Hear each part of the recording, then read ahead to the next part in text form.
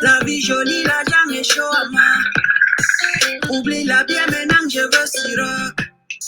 Faut qu'on bosse à une goloc et ma Monica, c'est à Dandiro, ni pas là. Des musiciens comme au Cameroun. Des musiciens comme au Cameroun. I sing the song and people saw my song. My song will make your echo and side. For God, the word they do me, ay. Nigeria people do me, ay. My Ghana girls do me, ay. Kampala girls do me, ay. Me and you, we like to make money. When I get money, I like to chop money.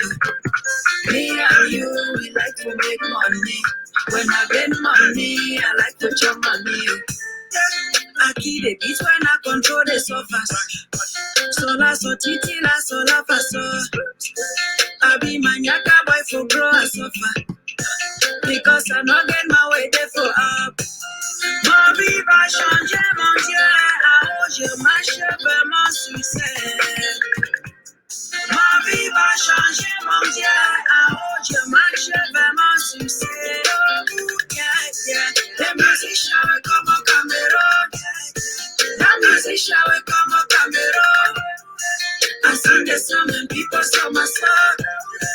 My song will make your echo and side. For brother be they do me, ay. So when your girls do me, ay. For Mozambique they do me, ay. Angola people. Hi. Welcome. Good evening. Welcome to the Woman Experience with me, Goretti. How you doing this evening? Thank you guys so much for, as usual, being on time. Hi, Safinda. Welcome to the show. Hi, AC. Thank you all for joining. As usual, we're going to start in a minute, but I'm trying to share. So go on. Call your people, gather your people, share it on your profiles, share it on your pages so a few more people can join us, and then we'll start right away. But I appreciate you for being on time. Thank you, and I'll leave you with our sing song, Yeah, Yo. So enjoy. Me and you, we like to make money. When I get money, I like to chop money. Me and you, we like to make money. When I get money, I like to chop money. Everywhere I go, they put their eyes on me. If I ever do you wrong, accept apology, yeah. Everywhere I go, they put their eyes on me. If I ever do you wrong, accept apology, yeah. Amenda people do me, yeah. Douala people do me, yeah. Yaounde people do me, yeah. My UB girls do me, yeah. Me and you, we like to make money. When I get money, I like to chop money. Me and you, we like to make money. When I get money, I like to chop money.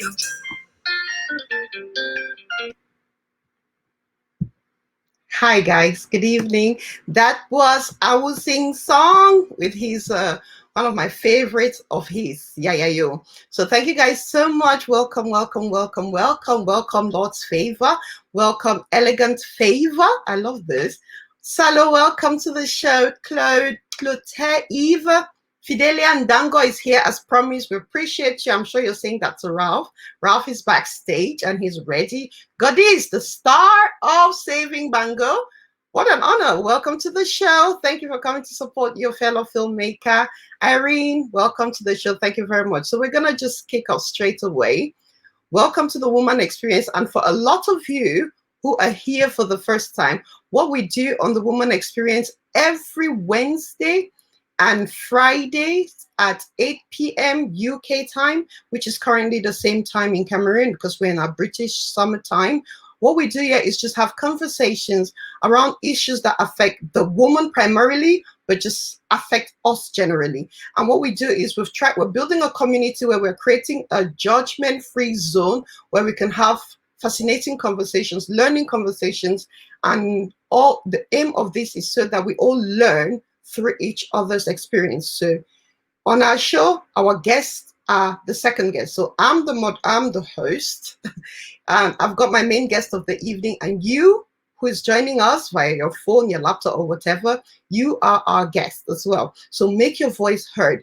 If you've got opinions, if you've got questions, if you've got suggestions, just put it in the comments, and then it becomes part of the conversation, and then we all learn. We believe on this platform that it's always a learning process, and we learn through others' shared experiences.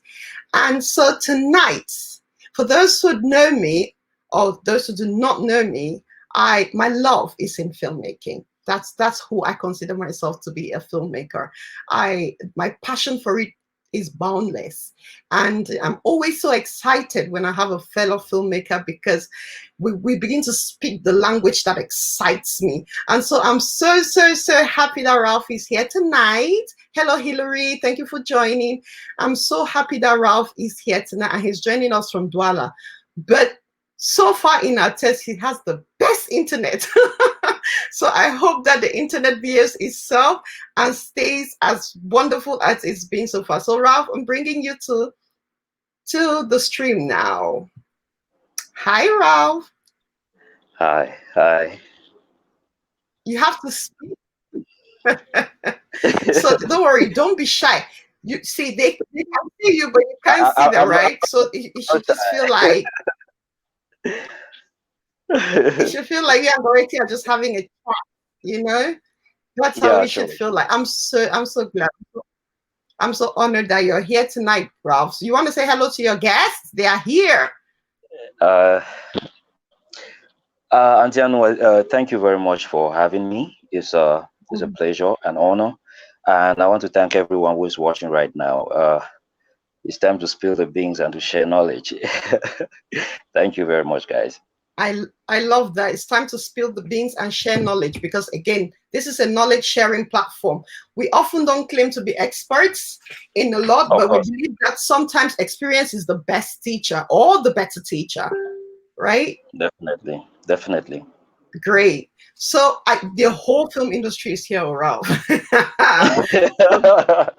I can't see, unfortunately. I can't see the comments. They are here. So we have to rep for our people, right? Okay, so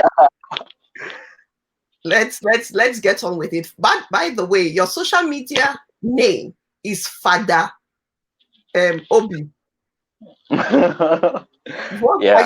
I know you're not a priest, so what's the story behind that name? The thing is, the name Father is really Reverend Father. The name was given to me by late Reverend Father Obi. So he died, and normally I was supposed to be a reverend. Unfortunately, it didn't happen. I had to follow a totally different route, and here I am. So I still think of my past, and I think my past has a lot to do with my present, and most of the times I can't just hold it down to go back there, revisit, and feel better. Ralph, see, I can understand why they wanted you to be a reverend. I know Ralph personally. He's very humble. Humility is one of your strongest, what they call it, forte. It's your forte. It's one of the things about you that I love, your humility. I'm not going to call it characteristics. Should I say one of your strongest characteristics? But it is. And that's something. And then the way you speak, obviously, you're very calm and very rational thinking and always trying. But I really love that about you. So I know you, Ralph. I know you as a gaffer. I know you as an actor. I know you as a very creative guy. I mean, sometimes when we do script consultants, you are involved in it. I know you as a production assistant. What are you? What do you consider yourself to be? I consider myself as an artist, as a creative person, but My specialty is lighting, Like, uh, lighting and acting. So I've always had this burning passion. I still have it. I had this mm-hmm, burning passion way back to be an actor. You know, I deeply, like, I crazily wanted to be an actor. Safinda is a witness. I attended a couple of auditions. mm-hmm, I think the first audition I attended, Kanyan Choir, fortunately, was there to see me alongside Enna John Scott. mm-hmm. Thank you, Kanyan Choir, for the shot. That's somebody that gave me the opportunity when I never thought of it. Yeah. Yeah, and since then, he has been a father, a big brother, and everything to me in the film industry. So he gave me the shot on Viri. Mm-hmm, I was way back. I was tiny. So since then, I realized that okay, I'm still young. I want to be an actor, but it takes a lot to be an actor. There are things that I need to learn, mm-hmm. and I got to meet Kenya, and he made me to understand that you cannot just jump up from, I mean, school. You want to be an actor. This is a creative field. Yeah. Being an actor entails a lot for you. Mm-hmm, So you need to learn. And if you can have the basic knowledge in filmmaking, it's going to make you to be a very great actor in the future. mm-hmm. So I took the advice. He introduced me to other creative people in the industry. Safinda, I met Safinda, I met Anuri Nunembom, Ancestor, Achille Brace, Winston Mocom, and so many others. Those And are the that's why I started. those, sorry to interrupt. Those are the veterans of the Anglophone film industry. Definitely, yeah. Yeah. So I met these guys, and I got to learn. Somebody like Anorin is very strict there, very Mm-hmm, strict. Like, that's one person that taught me how to be humble. Yeah, mm-hmm, I cannot say that I've always been humble. I can never say so. But that's one person that made me to understand that I need to keep my head low. I mm-hmm. need, for me to be a leader, I need to serve. And that's why I took upon that challenge. And I said, henceforth, I just want to serve. And from What? there, whatever happens, let it happen. And I started off as a PA, serving, Yes. growing, and I Yeah. started learning. Out curiosity led me to this lighting thing. And Anorin was like, go ahead and do this. Everybody Mm-hmm. was encouraging me. Anorin, Safinda, and they started giving me opportunities which I didn't deserve at that time. Oh. So I just felt like, okay, let me just take this serious for a bit. And my curiosity got me to where I am, basically. So Mm-hmm. that's it. So, But but I never forgot the dream of being an actor. I keep on trying. but like they say, every good actor has to have a decent knowledge of the whole filmmaking process. Oh, definitely. That's true. That's true.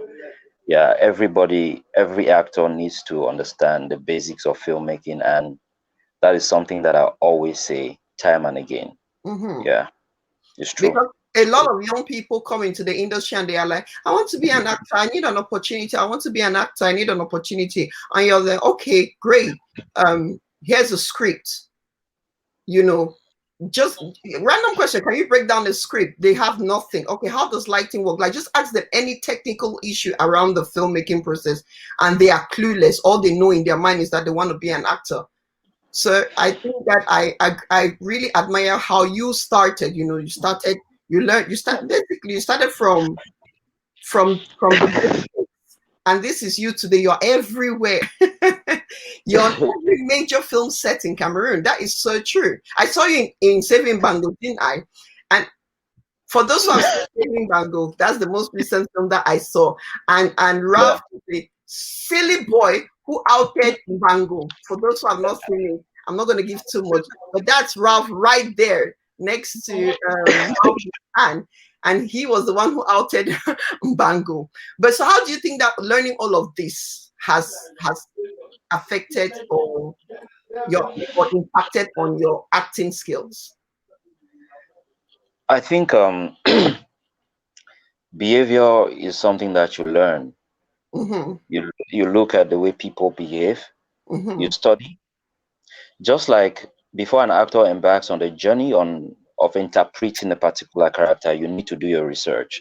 yeah, Doing your research entails you creating certain character traits for yourself, which you are going to interpret, and you're going to make it believable on yeah. screen. So that's one thing that I believe, that I can learn a certain behavior. And when I watch amazing actors like Epule Jeffrey, I see there are so many things that I can tap from him. Yeah, Even though I can say that, okay, he makes mistakes. Like normally they will not just do one take and it's good. There of are course. so many, they make a lot of errors behind the scenes. That is why I pick this knowledge. That's why I say, Mhm, okay, if Jeff, if he make this kind of mistake, then obviously I should just try to learn from this mistake so that I mhm, will not repeat such. And that's how I keep learning. And learning the basics of filmmaking, you need to understand that, okay, they don't place light for which angle, the camera angle, the shot values, and mhm, so many other things. You need to understand these things, and mhm. you work with time management. You need to understand the base. There are basic skills which you need to get. You adapt to those skills, Yeah, and that's what makes you to come out like a pro. yeah. Yeah, like for instance, I quoted an example when we were filming Saving Bango. Normally, it didn't come out like, okay, Raf is going to be the guy appear. Mhm. Raf, because Raf is the official person who is going to play that role. It didn't come up like that. I was Oh, just on okay. set my job as a gaffer, and it happened that, okay, they looked around, who's going to do this thing? And a couple of guys met me, Libota McDonald and others who have maybe seen me somewhere acting, and they said, we should give him a try. And I said, okay, I'm humble. I'll give it a shot. I was Mhm. busy doing lighting, coming in front of the camera. I've done that before. I learned the hard way, Yes. and learning the hard way prepares you for the worst. And when you get to meet people who make it easy for you, then you do it perfectly. So if you turn to put all of this together, you Mhm. realize that, okay, it's very easy. It's very Mhm. easy. That's Takong Davis. Hello, Takong Delvis. He's a filmmaker as well, isn't he? Of course, of course. So, Rav, let me take you back. When you were growing up as a young boy, let me say around the age of 10, what did you want to be when you grow I wanted to be a reverend father. up? For real. Yeah. So what changed then? You Life discovered happens. growth. Life happens. I cannot say I've always wanted to be an actor, but being a mass servant back there, I started reading in church at a very tender age.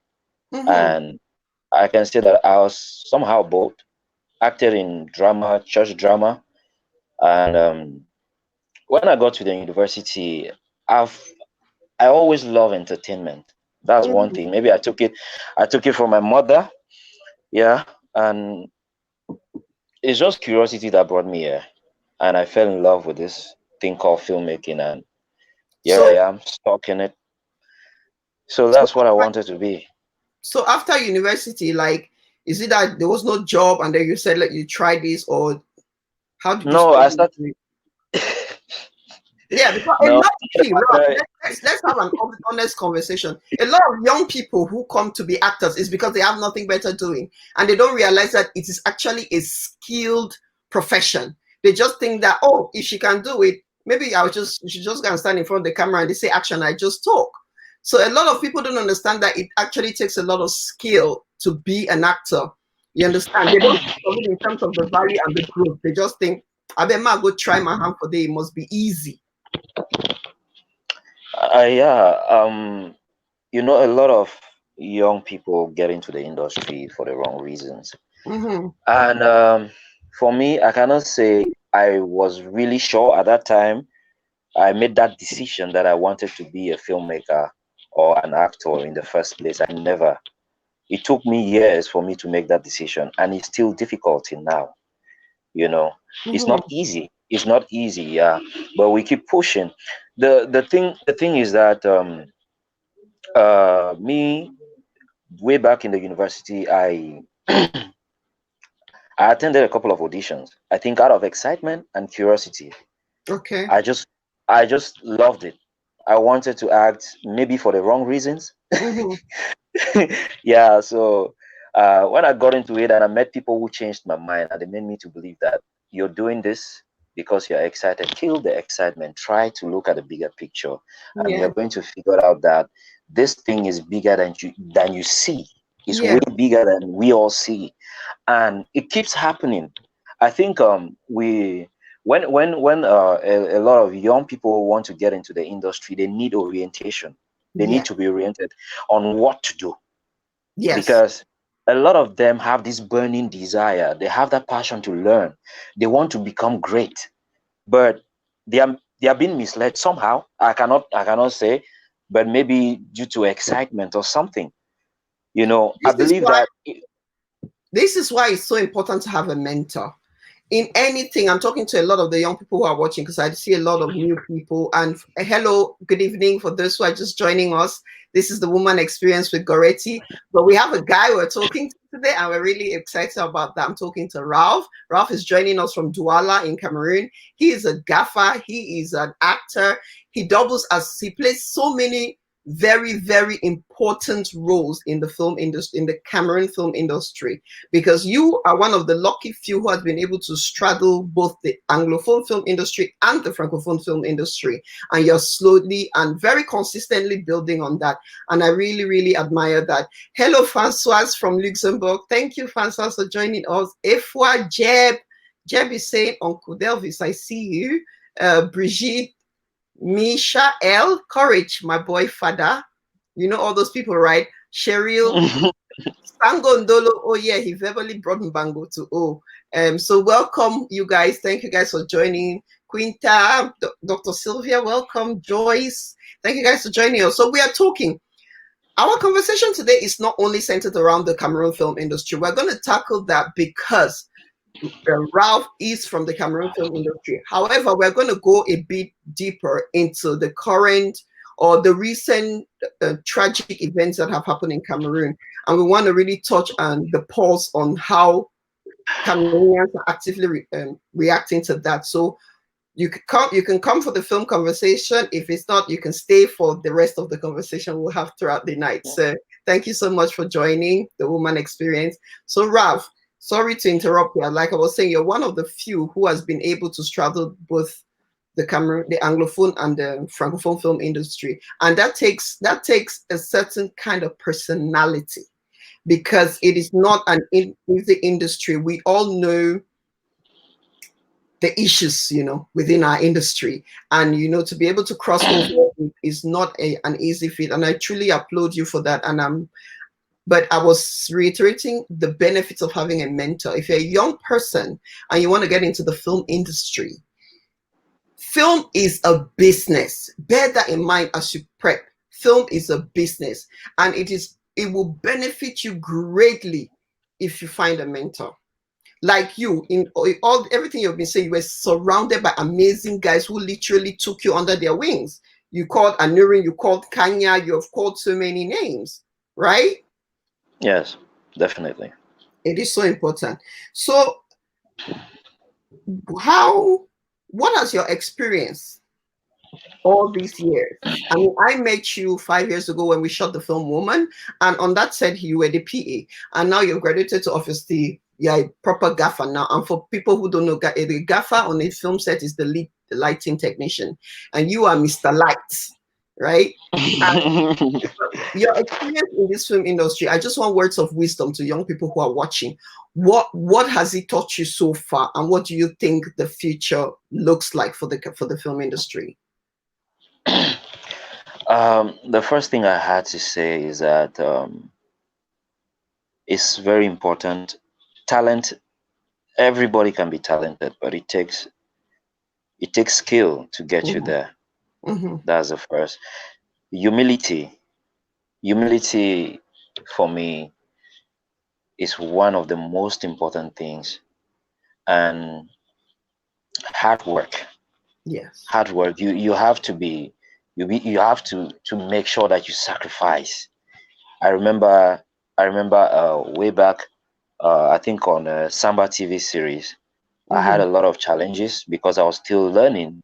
There are so many things that I wanted to learn from Takong Delvis, and he was a cinematographer of that project. So I was so curious. Anorin was on my case. Rav, who say a book day, jot these things down, blah blah. Like I was, and I couldn't sleep.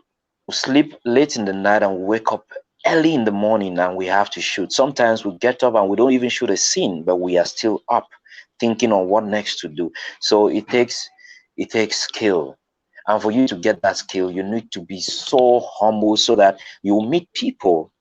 You meet people who can lead you through the right path, Yeah. And you need to learn how to listen. Yeah. You need to learn how to listen instead of talking.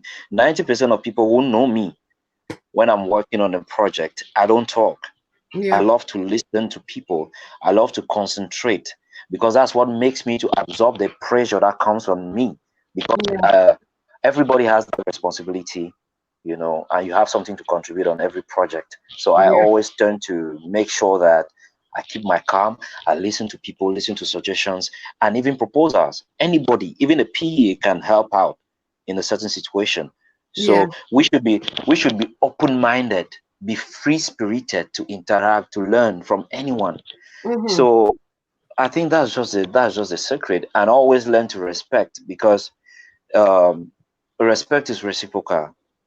It doesn't mean that because you're young, an elderly person has to disrespect you, Definitely. But no matter what happens, always be as humble as you can, as humble. Even if somebody insults you, maybe you just stay quiet and leave, and you just go your way. It's going to happen so many times. I've seen it happen like so many times, and you just have to hold it back and you say, okay, thank you very much, and you walk away. So I think basically that is it.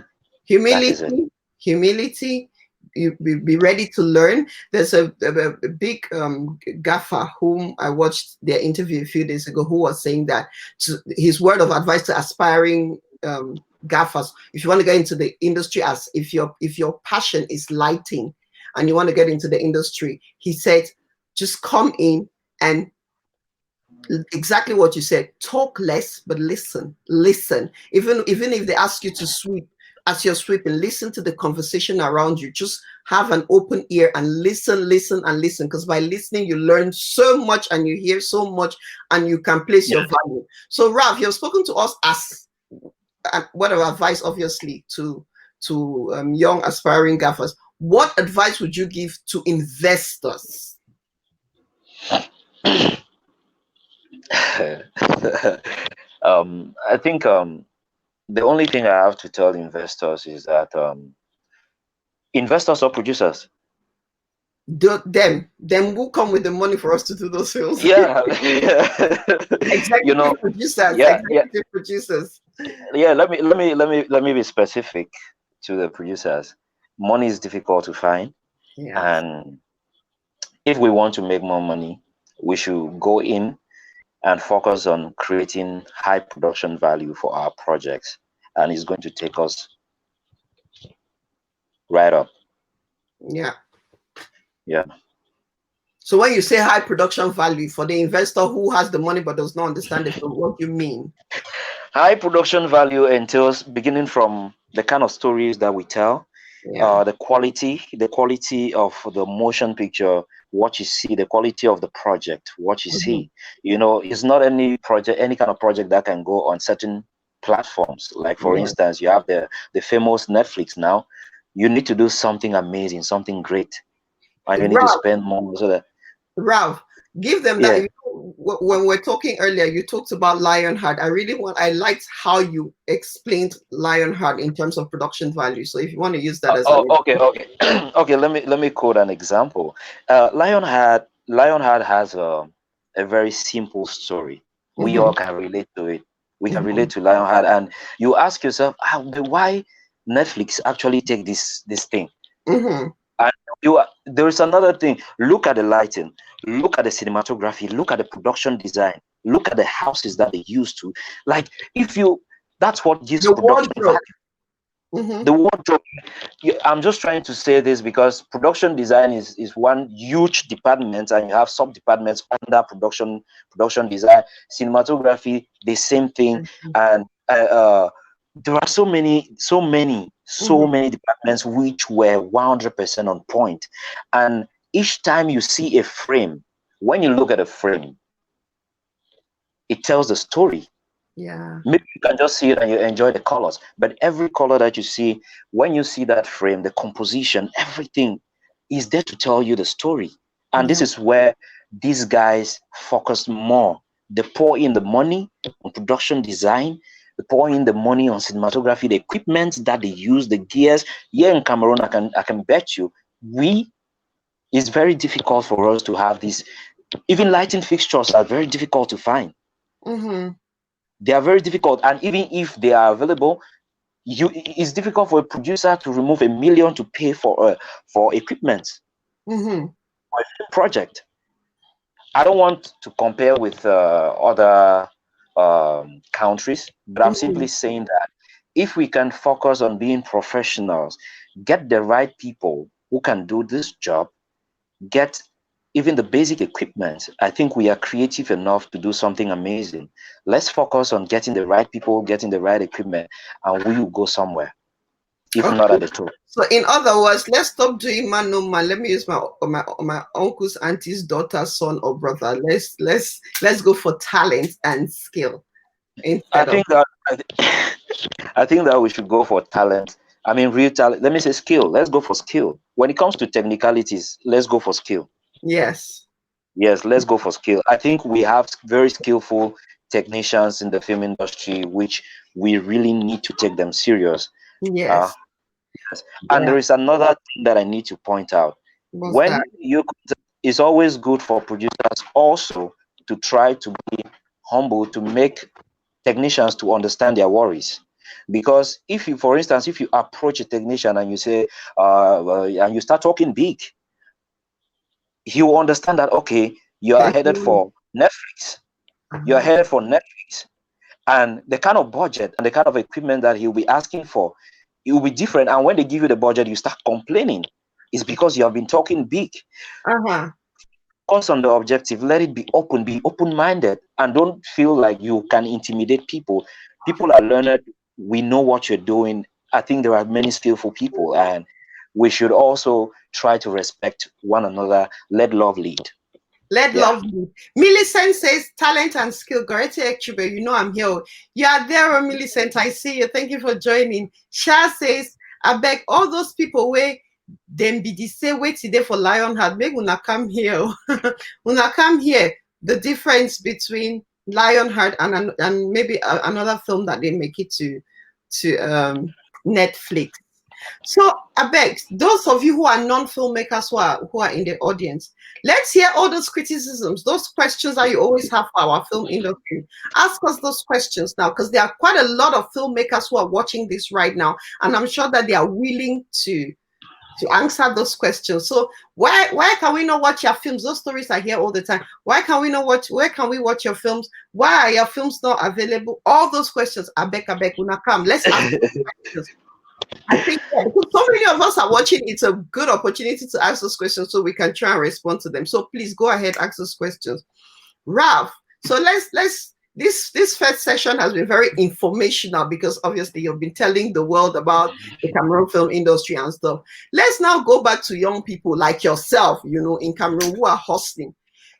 This very, very, very tragic event of that guy the truck pusher who murdered his girlfriend.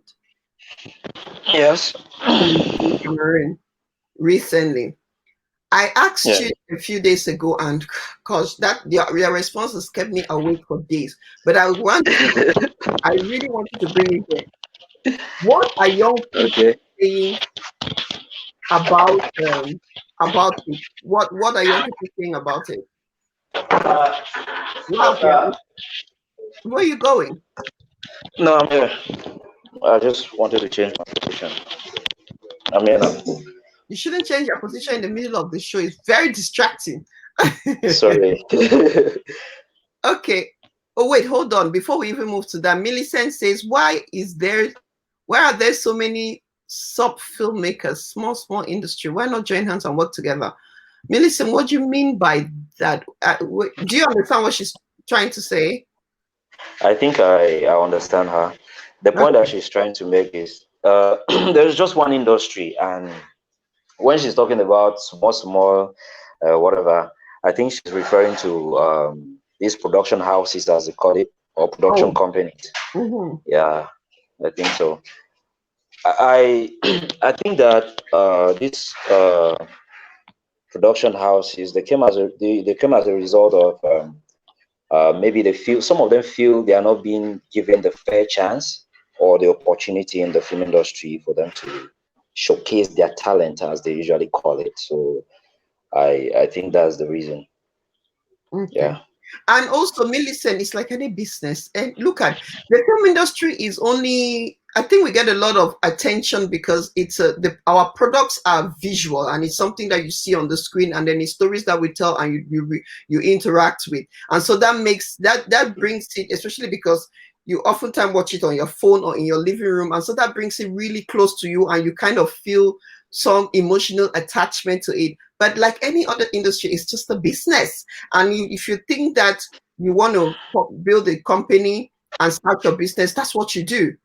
You want to build a production company and produce your own films, that's what you do. So it is not, you don't necessarily have to partner. You could create partnerships with other production companies where you guys come together and do something fantastic or something big, or you could just go alone. But like any industry, it's just a company. That's what we do as and who produces or decides to do its business its own way. So thank you guys. Votias is here. Hello, sir. Welcome to the show.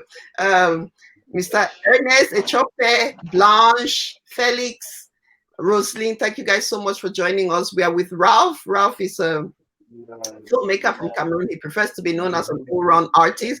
And like I said to him, you can't be a jack of all trades and master of none. He prefers to be known as a gaffer, and we're talking the film industry. The first part, we've been talking the film industry, and we're moving on to the next part. But I just want to read this from Safinda. There's just one industry. There are, however, many different production houses, just like everywhere else. In America, you have Paramount Pictures and Marvel Studios, for example, which are production houses in that industry. I hope that helps you, Millicent, because that's just what it is. It is just that. So, so I was asking Ralph, what the pulse on this murder. So for those who are just joining us, we're going to talk now about a young life in Cameroon as it is, given this recent tragic events that happened. We've had a series actually of murders in Cameroon, but the most recent one is this boy, this truck pusher, right? He was a truck pusher who murdered his girlfriend. And I just wanted to know what young people thought about it. Is he a truck pusher? I had no idea he's a truck pusher. They said he was a truck pusher. I think I read that, or not. I'm not sure, but that's what I read. That's what's on the internet.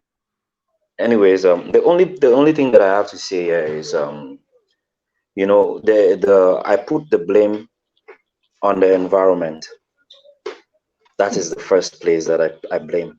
You know, the environment influences behavior.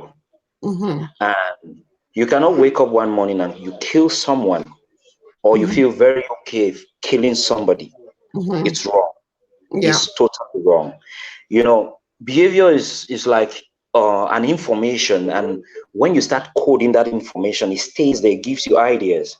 Mm-hmm. And before you know it, it starts to replicate an action.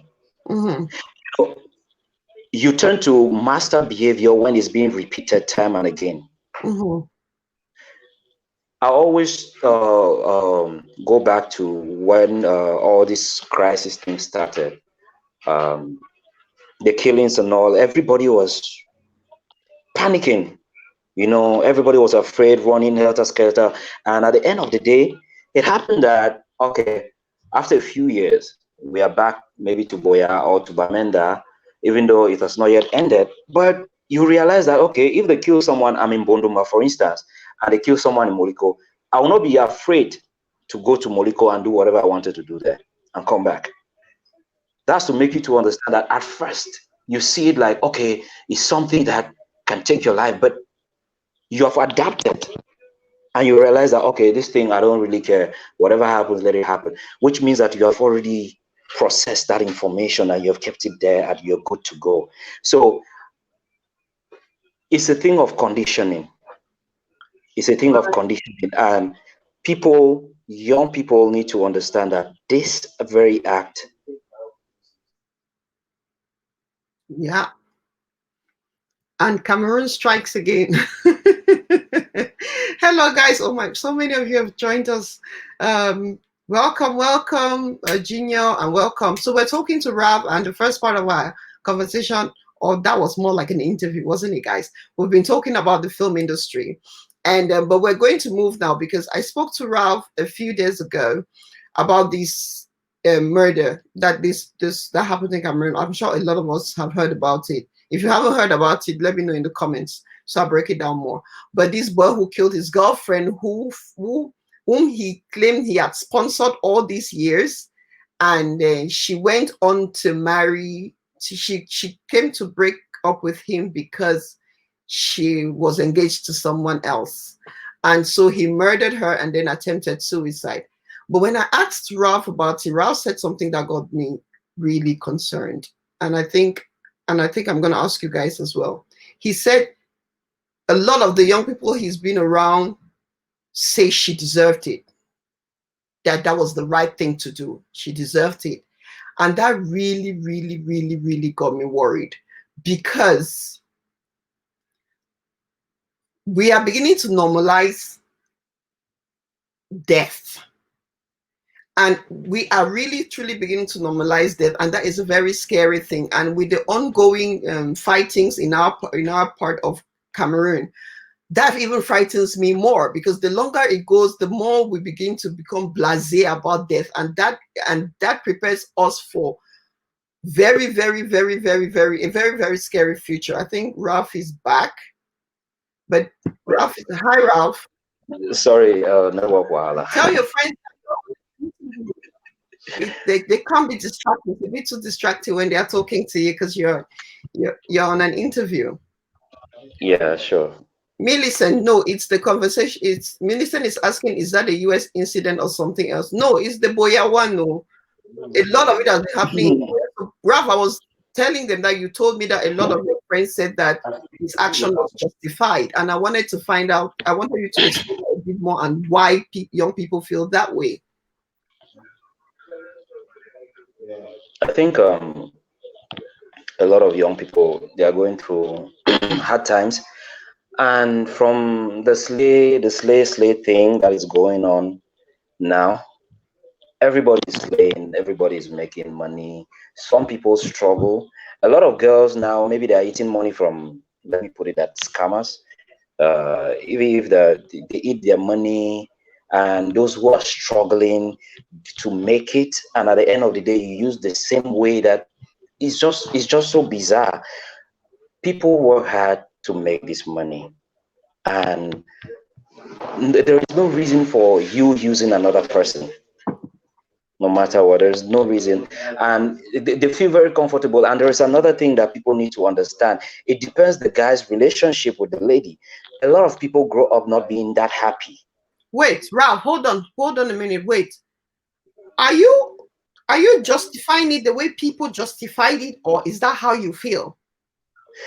I'm just trying to make a point. I'm just trying to make a point from what I gathered. Okay. You know, a lot of people simply feel like, okay, this is something that is justifiable, by the way. Mm-hmm. Now, in the sense that this guy works really hard. Like, for instance, now in the country, it's first of all very difficult to see someone who can sacrifice that much for anybody. Mm-hmm. Very difficult, because even the girls are not also safe from every indication, because they are also being used. So it's something that retaliation, everybody is out for revenge and nobody wants to just be real. So it's better the revenge. So they feel it's good. But for me, there is no reason why you're supposed to kill any person. If it's not working, walk away.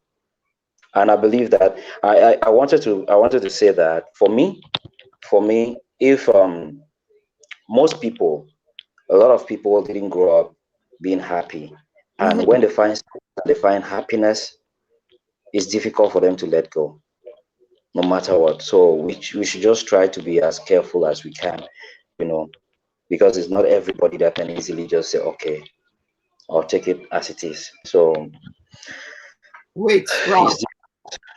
I'm not trying to put you on the spot, but because you're a young person in Cameroon and you obviously can tell us what is happening in Cameroon and or how young people are interpreting this in Cameroon. We are going to be asking you some really hard questions. So be with us. Mimi says, when the first incident involving killing happened, I said we need to stop normalizing killings in the hands of our brothers and in some cases our sisters. We must speak seriously against it. And Sherry is reiterating, there's nothing you can say to justify killing. It doesn't bloody matter if he worked too hard. There's no way we can justify him killing. And that with the young people that you probably surround yourself with or around, having that kind of mentality. I know you've explained it, but I'm going to ask again. So are young people saying that if you choose to wait, so let me rephrase this question. I think it's two questions in one. So if you are dating a girl and you have dated for a few years and you have spent money on her,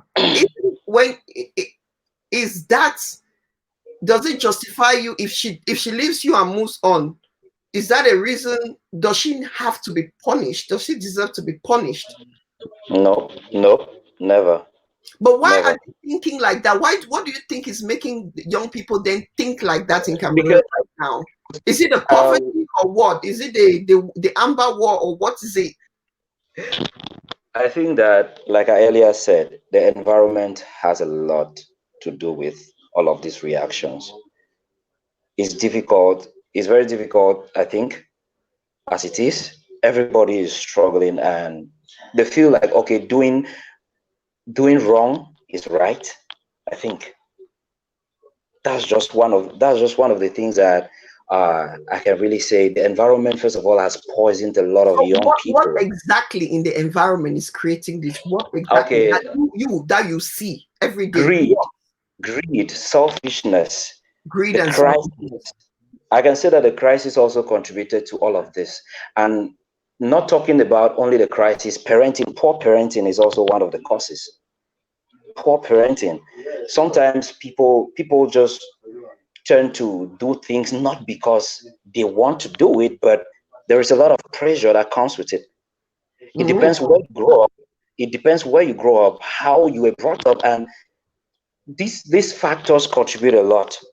So if they are trying to justify the reason why the guy killed the girl, then it's just one thing that is, I cannot really figure it out, but I just feel it's very selfish. Humans are naturally somehow selfish, but it's getting to another level.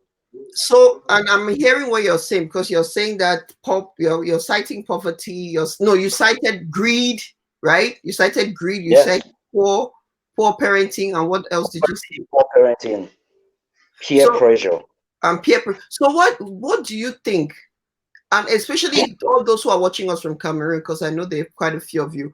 Why has there been this increase in greed among young people? I just think it's the rate of poverty and the way things are going. Nothing is actually moving right here, and the peer pressure has increased or pushed so many young people to get into this thing called scamming. You know, a lot of people want to make it as fast as they can because, okay, I'm not trying to justify, but I feel like, one, there are no jobs. For a very long time is a normal thing, and everybody wants to survive. It's kind of survival of the fittest right here. So nobody really cares if they're going to do the worst to survive, and talk less of somebody letting you get away with something that he has worked really hard for. So that's how a lot of young people keep getting involved. That's why you see crime increases every day. Crime increases every day. High rate of crime, no jobs, nothing, and so many people just feel like, okay, they can just do whatever they want to do to make money because they need to Yeah, survive. definitely. Bush. Now, if So go on. and the pride, yeah, a lot of people, like young people, even pride themselves with doing the illegal and feeling very comfortable. And even most parents, they feel like okay, you don't even need to question your child where it's coming from with the money, and they also feel the people who work genuinely hard, they are wasting their time because you're not making enough money. So Also, it's just a crazy place which you need to have that conviction, you need to have that drive, and you need to be your own motivation.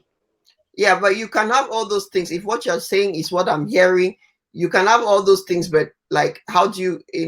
There are no jobs. You understand? There's no thriving economy. So how do you make the money? Which, let me read what Millicent said. That's a very good point. Talking about people being unhappy, they find happiness and have to let go. People need to work on their personal development in order to be happy, with fear of separation or hanging on to an already broken relationship to be happy. Yes. Yeah. Yeah, Shah is saying environmental and psychological issues. Mimi is saying the same thing. Most situations are environment and foundation is the root cause. Okay, bush fallers. Let me throw it to us bush fallers. This is the state of our beloved Cameroon that Ralph is painting. It is a very, very, very dire picture he's painting. There are no jobs, and at this point, it's desperation. People are making money out of desperation. So, bush fallers, with all your exposure and everything, what do you advise? What would your advice be to these young people who are literally in the trenches right now, trying to make something of a living? And obviously, because everybody is so poor, parents have learned to just turn a blind eye to wherever they get their source of money, because mom must survive. Everybody wants to survive. So Yeah. what would you advise? I'm throwing this to bush fallers. Ralph, you who is in Cameroon and you're seeing all these young people, and I mean your situation is different. You have support from Bush, right? Or not? And you're also hustling in a film industry that is still growing. How what would you advise your own your mates in Cameroon now who are living the hush puppy life, who want to be the next hush puppy? Hush puppy, by the way, is the billionaire Nigerian scammer who was arrested a few days ago in Dubai, who scammed over 2 million people and made over a billion, what, hundreds of millions of dirhams. I think that's the Okay. UAE. Okay. Let me just throw back this question to you. What do you think a young, excited young man who has met another friend who is also very young and is a millionaire, then meets me and I'm giving him advice that, okay, this thing that you want to do is not good, whereas I'm very broke, I'm struggling. He will tell you that poor man say Guinness bitter. You understand now? He only say that I'm jealous. Yeah. I would tend to be the enemy of the state at the end of the day. So the best thing that I can do is to sit and mind my business. And so we just all rot in the poverty and the greed and culture that we are all building. Hold on. Cheryl says so many boys are in an emotional prison. Societal pressure put on men made them feel that only money makes a real man. That is so true, Cheryl, right? Do you agree with that? Definitely. I agree. I do. As boys, when you're with your mates, do you guys talk about like your fears, your worries, your stress? Do boys have that kind of conversation? I think that I have very few friends, and most of the people that I met that I usually have this mature conversation are people in the industry, and because I don't meet them on daily basis. The other guys, we usually just meet. Maybe I'm invited. I should just come around, So it's I don't know how to put it, but it's the kind of conversation that we have. It doesn't really go towards that direction. It doesn't. So you don't talk about your fears. What do boys generally talk about? You're not a boy, you're a man. What do young men like yourself generally talk about? I don't talk about. I'm saying that I can have I can have certain conversations like that with people in the people that are industry. very yes, young other people who are also pushing like me. We share our fears. You know, there is this thing. We have that pressure. First of all, getting married, having the right woman. Mm-hmm. You know, it's something that I shiver each time it comes up. You know, remember the last time you asked me if Yes, if you have a girl. yeah. So it's something that okay, all of us we are just the fear of the unknown, but we strongly believe that the path that we have chosen and what we want to become. If we stay focused, we are going to achieve it, and everything is going to fall in place. And the pressure now is just to make money. Oh my gosh, with that kind of pressure, Make money. to make money, that I mean, No, Mimi says it's not something here. pressure. For me, it's not pressure. I'm It's being. pressure. It's not pressure. It's for Okay, me. It's not wait, pressure. Ralph, when If I I'm asked you, wait, Ralph, pressure. Ralph, I asked you the last time I asked you, Ralph, when do you have? I'm looking for a wife for you. Do you have a girlfriend? What's happening? You were like, Auntie Anu, I'm not yet made money. You understand? So in your mind already, you're thinking I'm that taking my time. if I'm I don't taking my have time. money, I cannot get married. Uh, it's not just easy. It's not easy. It's not, Let me it's read. not, Let me read Mimi's it's comment not now. okay. Our youths must learn how to be content with what they have and stop keeping up with the Joneses. Competition is what is killing our youths. They should be innovative, use their heads to start something small. Farm, sell, tech, savvy. Everyone think of apps to create. And Mimi, see, a lot of them are doing those things because that's how Silicon Valley in Boya was born. Out of young boys who had graduated from uni and had no jobs and came together and this technological industry in Boya. The crisis has done more damage than we would ever be able to quantify because this was a small, thriving industry. Remember, these guys in Boya who were doing Silicon Valley, you Yes. know. Yes. So, and I know that it's very, It's stressful. It's really really stressful. You know, but we have to just work hard. I just believe that we have a lot of work to do, but I'm not putting myself under pressure. You know, I strongly believe that one day everything is just going to fall in place. Millicent says it's not a justification, it's the reality of the situation, and we can all agree this contributes to a lot of crime. Millicent, you're right. You're right. You're right. I think young aspiring people in Cameroon should connect to the right networks. I mean, you are in the film industry, and so ours is very different. It's not very structured. It's just we're all hustlers. And to be honest, our film industry is not. And let me ask you, actually, can you make a living from the Cameroon film industry right now? Auntie, I know you're putting me on a very Tight. technical spot. No, but can Yeah, you make a living? the thing is now the question that you're trying to ask me is that how sustainable, you know, this is. I cannot really say. I cannot really say. It depends on what you do in the film industry. Mm-hmm. Some people can make a living out of this, but some can't.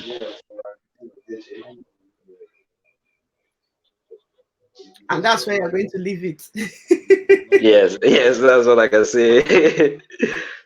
Salvador is saying you people should stop pressuring youths to get married when they're not ready. Okay, Salvador, it's not necessarily we're not trying to pressure, especially in my case with Ralph. I was just thinking, I mean, you're doing relatively well. And when a young man is a decent guy like you are and has the right sets of morals and is a hustler, like you are, really, really, really works hard, there's benefits to being married. We're not necessarily pressuring, we're just asking, because that's the next step that you expect. But the reality of Cameroon is, and I'm sure a lot of us can relate, we had some 30-year-old uncles who were still living in our homes when we were teenagers or children growing up. Yeah. Right? So it's not necessarily pressured in our case. It's not a question. But I think for me, I'm very worried the picture that you paint.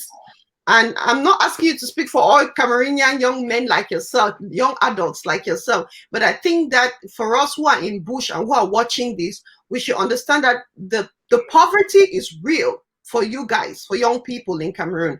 The poverty, number one, is real, right? Yes. What about the support system? Because you gave me an example where you said, if somebody has made it through scamming and you come and tell them that, my brother, that thing is not good for you, they will look at you like an enemy. So there's not an environment where, so at this point, basically, we are just worshiping anybody that can provide, that has money. We worship. Yeah, that's on point now. Just like they say, you have to kiss ass. When you do that, then you just have to hail. Whatever they do, you know they're correct. You just have to hail. So that's where we are now. It's a very difficult place.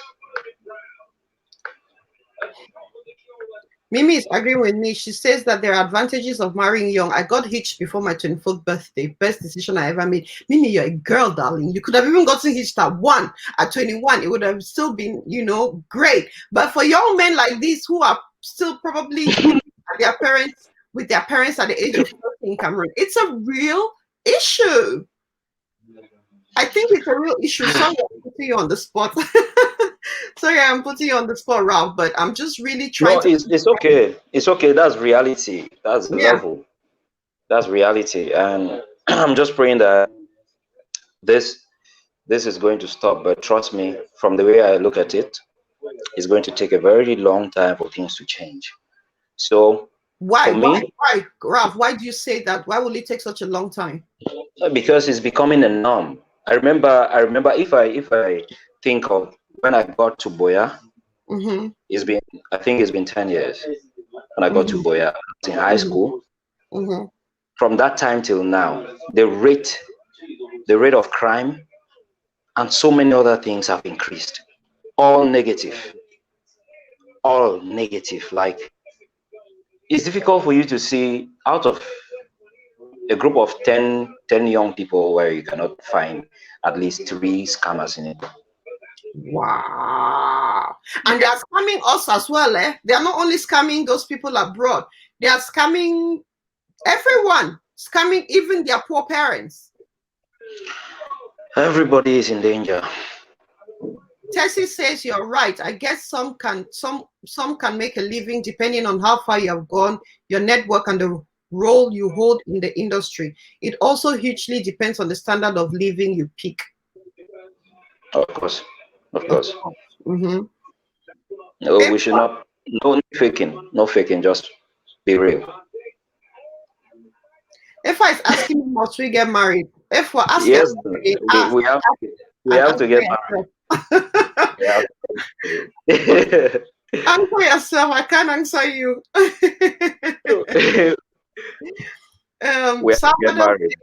Do not be misled by those who think money is everything. But it's really hard when you can barely feed yourself, and then your friend, your age mate, has built a house through scamming.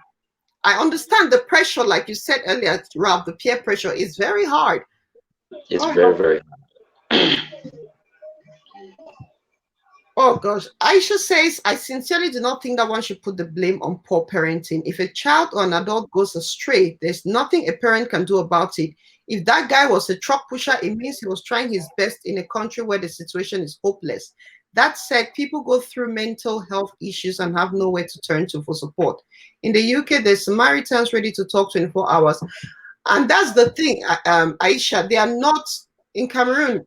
Wait, I'm going to ask you for Ralph. Do you know of any mental health support groups in Cameroon? No idea. Do you know any therapist, psychologist, or counselor in Cameroon? I know a few who are teachers. So therapists who are teachers. Not therapists. Psychologists. Psychologists who are teachers, but they don't. But they have. They don't practice. They are just teachers. They don't practice. Like they don't do the counseling and all. It's rare. It's very rare. That's something that we need to take into consideration.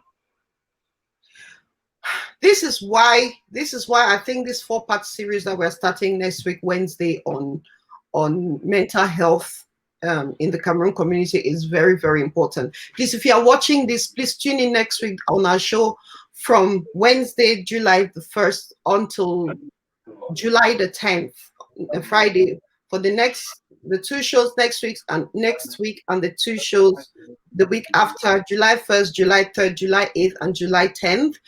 We are talking mental health, but this time what we try to do is we've actually brought the professionals on board, and we're going to be looking at it from the lens of a professional and looking at it from the lens of a layman. So please make sure that you join us on Wednesday next week. It's really important.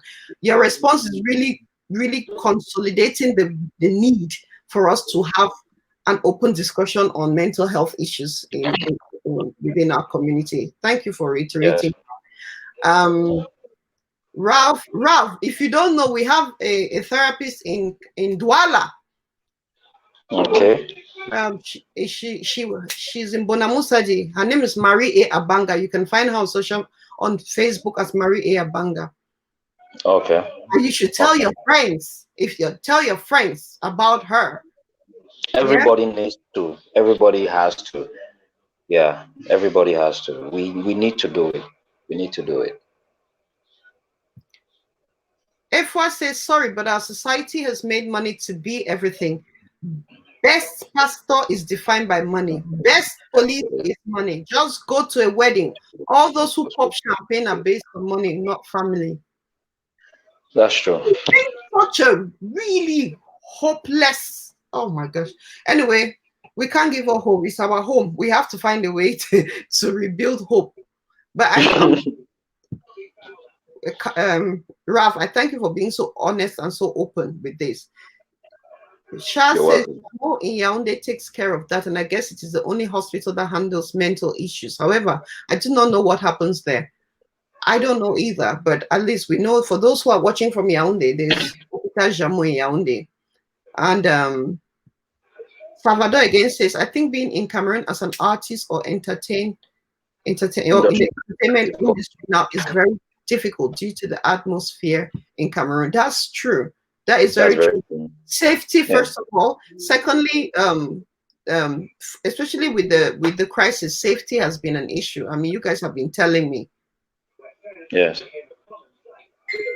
And then now with COVID, so many people don't want to invest in film because people see it as frivolous. So that's another thing that's going to hit us again in the film industry. And it has already. So we have been down for 3 months. So yeah, it's really tough. Yeah, it's really, really tough.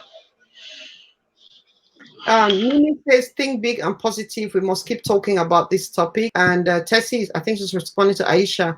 I would love to think she's quite reasonable as she is just passionate about it. Well, what about, Shai is asking a really good question. Ralph, if you told your friends that you wanted to start a support group for you guys to just discuss your issues, your emotional issues, how would they receive that? I think I know a few friends who are ready. They can do it. Mm-hmm. Yes. You should consider it, right? You should consider it. I'll give it a try. That's the most you can do. You can try. Honestly, I'm not going to keep you much longer than we, but I thank you. For those who joined us in the first part of our conversation, first 30 minutes, we talked about the film industry because Ralph is a gaffer. He's an actor. He is so many things in the industry, but honestly, he's one of the most humble people I've ever had the chance to work with. And I kind of just adopted him as a younger brother because of his personality. He's a great guy, and if you're looking to do films in Cameroon, I mean, he is somebody who will not he will steer you in the right direction, the right people. So he's on Facebook as Fada FAD Fada. So FAOB. So you should find him on there and follow him or friend him or befriend him if you want. But I really thank you, honestly, Ralph, for being so forthcoming with your answers. And I understand those that you had to be political about. Oh, Tessie, Gaffer on a film set is the lead lighting technician. So the people who are in charge of the mood of the film is the lighting. So if it's a romantic scene, how we put the lights, if it's whatever, but the people in charge, the lead person in charge of the lighting is the Gaffer. So he's the guy. He's the guy for that. But he also doubles as an actor. He's been a PA. He's anything you need him to be, as long as it will help to make the project successful. Ralph, I want you to give one advice to others on how they can, aspiring filmmakers, on how they can add value to the film industry. I mean, especially from, like, I'm talking about like photographers, people who are maybe photographers, people who want to come into the industry in whatever domain. How can they add value to this young industry of ours? Okay, I think that the departments are so many, and in order for us to grow, we need to come together, contribute the best way possible. You have, you can come in with your talent. You can be talented, but trust me, you're going to meet a lot of people who are going to drill you. They're going to lead you. You know, you're going to learn so many things, and you become very skillful. So, if you are a photographer, or you get whatever, so you a graphic designer, man, you need to connect. We are one. The industry is big. The industry is not just those who are involved directly with the film industry, but everybody is part of the industry. So you have to know that every supporter, everybody is part of this industry. So we need to connect, and we need to build the industry to higher heights. Let's take it to higher heights. So thank you so much. Thank you so much. That's from somebody who is very passionate about film. And even though we have not yet, like you said, not everybody is making a living off film, but yeah, we continue unfortunately. We can. I mean, if you're passionate about something, it's not like a tap. You can't turn it off. It is what I look at passion as, what God put in your heart, and it's not just something that you can take off anytime you want. I'm going to read this last comment from Salvador. He says, last month I received a full movie script from one young guy with a huge budget, and the film is very interesting, but due to the COVID-19 situation now, I could not afford to get him the financial support he needed. I understand. I mean, this COVID has affected us so much. But anyway, I want to thank you so much, Ralph. This has been great. How'd you feel? Did you enjoy it? Thank you very much for having me. I really do appreciate it. I'm grateful. No, thank you. Thank you very much. And I hope that you go and do that support group. Honestly, go and start that support group. You guys, young men, Cameroonian men, you really need somewhere to be able to vent, a judgment-free zone where you can just vent and talk. So please, really consider that. Really consider starting one. It doesn't matter if they laugh, you don't mind them. It's very needed. Okay, sorry, I would like to just throw more lights on a couple of projects which we did before COVID-19 came up, and they're still on the post-production. Some are ready. So we have projects like, you should try to watch out for Where I Come From, directed by Takong Davis, produced Tessie SML TK Production. Also have Fisherman's Diary. We Oh also yeah, have Fisherman's Diary. Yeah, yeah. by Quintus Film. Can Quintus is a producer, directed by Enajo Scott, and a whole, I mean, it's a very big team. We have Therapy directed by Anurin Menembom, uh, featuring people, great actors from Nigeria too, like RMD. Oh Um, yes, I saw the pictures. Yeah, yeah. Oh gosh, I saw the still from that set. Yes, yeah, yes. so it's produced So by Emmeline Simo from Yaoundé. okay, so Yeah, therapy so has and RMD. you also have Little Sam Big Sam by Billy Yes, Bob Ndive Congo, yes. featuring Epple Jeffrey and other great actors. So we should watch out for those projects. They're coming up. They're big. Yes, they are really good. Thank you very much. Thank you. I'm putting all the film titles in the comment section. If people can just take note, The Fisherman's Diary, produced by Tan Quintus, Where I Come From, produced by Tessie Esteme. Therapy, I don't know who that was produced by, but I know it started RMD. Therapy is produced by Emmeline Simo. And Little Sam, Big Sam, which is starring Epule Jeffrey, who's my fave, and produced, directed by Billy Bob Ndive. But thank you so Yeah. much. Thank you guys. Guys, again, I just want to remind you before Ralph goes, next week, Wednesday, we start our 4-part series on mental health. And I really, really, really think that this is very beneficial for the community. And I implore you to join us. Join us from next week, Wednesday, 8 p.m. This time around, we have a psychologist, we have mental health advocate and therapist on board. We have 2 lay people, and then we have a host of guests. So please, please, please, please join us next week. Let us have this conversation on mental health. And also, Essie, you're asking where can we find them? These films that he's mentioned are films that are upcoming, so that are almost. I know Little Sam, Big Sam is almost ready, and so the films that will be coming out in the next few months. So just keep your eyes open, and then they'll tell you where to watch them. Hopefully, Amazon and Netflix. Fingers crossed. Okay, so Ralph, this has been great. Thank you, thank you, thank you. One last word to your guests. The audience has been watching you. Okay, thank you so much, Antiano. I really do appreciate this opportunity. I mean, it's been a long time coming, and everyone who have been following up, thank you for taking out this time to follow up, watch, and understand what's happening in the film industry and what's happening in our environment, especially in our country. So I am deeply grateful. Thank you. Thank you very much, Ralph. I'm going to send you backstage now, so don't hang up yet, yeah? Okay, all right.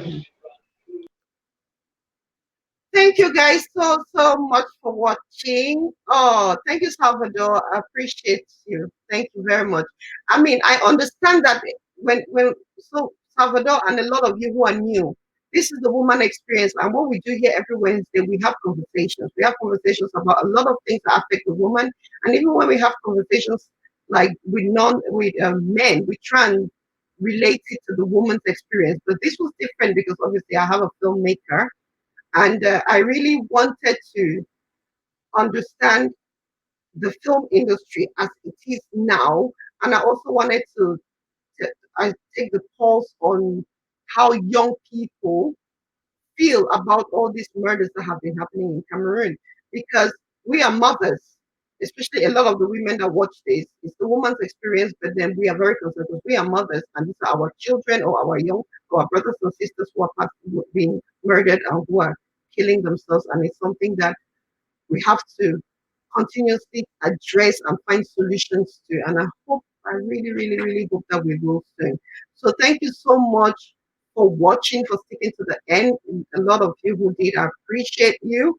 And I will see you next week, Wednesday at 8 p.m., same chair. And also, guys, after every show, I upload it on YouTube on the Goretti Experience page for those who want to share to their family members who are not on, or friends who are not on Facebook or on social media. And also, if you can subscribe on our YouTube page, The Gorete Experience, and like our Facebook page, The Gorete Experience, that will mean a lot to us. So please go and subscribe and like The Gorete Experience wherever you see it. So thank you guys. Have a lovely, lovely weekend. I appreciate your time, and I'll see you on Wednesday. Thank you. Good night.